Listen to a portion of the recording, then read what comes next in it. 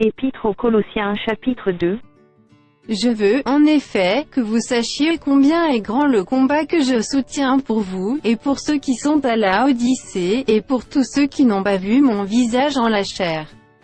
Afin qu'ils aient le cœur rempli de consolation, qu'ils soient unis dans la charité, et enrichis d'une pleine intelligence pour connaître le mystère de Dieu, savoir Christ. Mystère dans lequel sont cachés tous les trésors de la sagesse et de la science. Je dis cela afin que personne ne vous trompe par des discours séduisants. Car, si je suis absent de corps, je suis avec vous en esprit, voyant avec joie le bon ordre qui règne parmi vous, et la fermeté de votre foi en Christ. Ainsi donc, comme vous avez reçu le Seigneur Jésus-Christ, marchez en lui. Étant enracinés et fondés en lui, et affermis par la foi, d'après les instructions qui vous ont été données, et abondez en actions de grâce. Prenez garde que personne ne fasse de vous sa proie par la philosophie et par une vaine tromperie, s'appuyant sur la tradition des hommes, sur les rudiments du monde, et non sur Christ.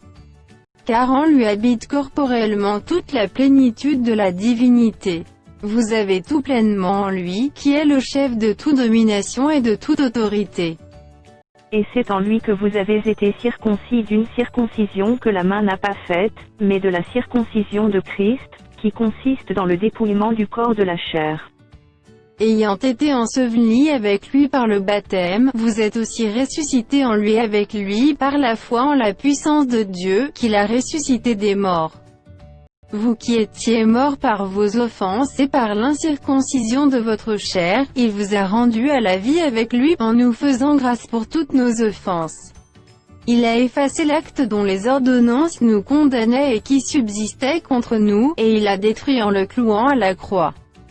Il a dépouillé les dominations et les autorités, et les a livrées publiquement en spectacle, en triomphant d'elles par la croix.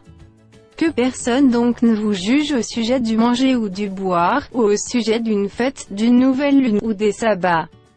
C'était l'ombre des choses à venir, mais le corps est en Christ. Qu'aucun homme, sous une apparence d'humilité et par un culte des anges, ne vous ravisse à son gré le prix de la course, tandis qu'il s'abandonne à ses visions et qu'il est enflé d'un vain orgueil par ses pensées charnelles. Sans s'attacher au chef, dont tout le corps, assisté et solidement assemblé par des jointures et des liens, tire l'accroissement que Dieu donne. Si vous êtes morts avec Christ au rudiment du monde, pourquoi, comme si vous viviez dans le monde, vous impose-t-on ces préceptes? Ne prends pas, ne goûte pas, ne touche pas. Préceptes qui tous deviennent pernicieux par l'abus, et qui ne sont fondés que sur les ordonnances et les doctrines des hommes?